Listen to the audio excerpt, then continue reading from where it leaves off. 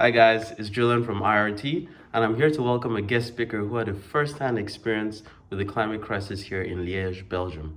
There was a lot of flooding here as well, as in a lot of countries over the world, not to mention the forest fires in Algeria, Syria, and in Greece.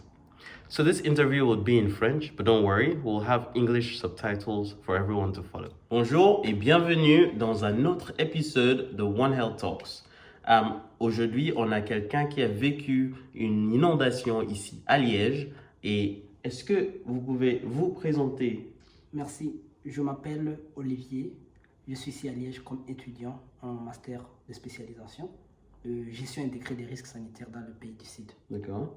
J'ai été victime directe des inondations du 16 au 17 juillet cette année 2021. D'accord, donc parlons de votre expérience alors.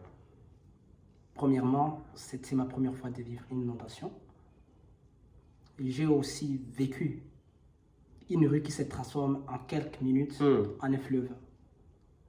Un cours d'eau navigable. Parce que les inondations ont commencé le 16 et nous avons été évacués. On commençait plutôt le 15 et nous avons été évacués le 16. Donc qu'est-ce qui s'est passé pendant le moment entre le 15 et le 16? Pendant tout ce temps, on était enfermés dans la maison.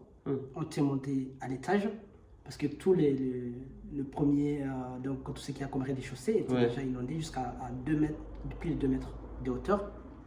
Et pour sortir de la maison, lors de l'opération de sauvetage, on a utilisé des bateaux, des sauveteurs.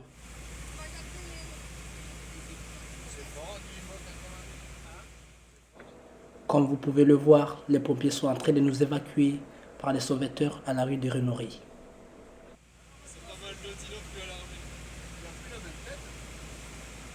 Alors, dans le cadre de One Health, quelles leçons pouvons-nous tirer de cette expérience?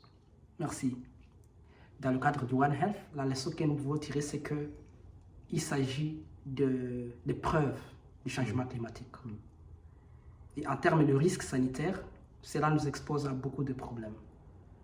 Il s'ensuit généralement de maladies liées à ces inondations, étant donné que les maladies d'origine hydrique sont généralement plus prévalentes lorsqu'il y a eu des crises climatiques de ce genre. Ouais. Et aussi, je voulais que vous touchiez aussi l'aspect économique des choses.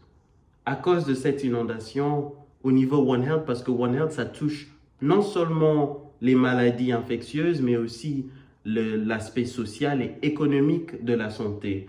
Et par rapport à cette inondation, est-ce que vous pouvez expliquer un petit peu le côté économique de tout ça? Oui. Sur le plan socio-économique, et il faudra noter que lorsque des inondations de ce genre se passent, se suivent aussi des traumatismes sur le plan psychologique. Et donc la productivité des humains, des personnes qui ont été touchées, est généralement impactée. Sans oublier les pertes matérielles qui s'en sont suivies. Franchement. Au niveau de l'économie nationale, l'impact sera aussi très visible parce que tous ces dégâts qui ont été causés par des inondations doivent être réparés. Il y a des indemnisations qui doivent être faites par les assureurs et ça coûte énormément d'argent. Sans oublier tout ce qu'il y aura comme réparation d'infrastructures publiques qui ont été détruites.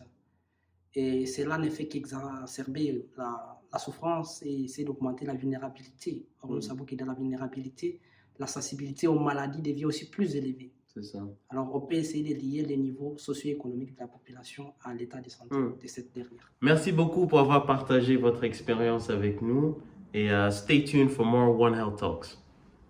Merci.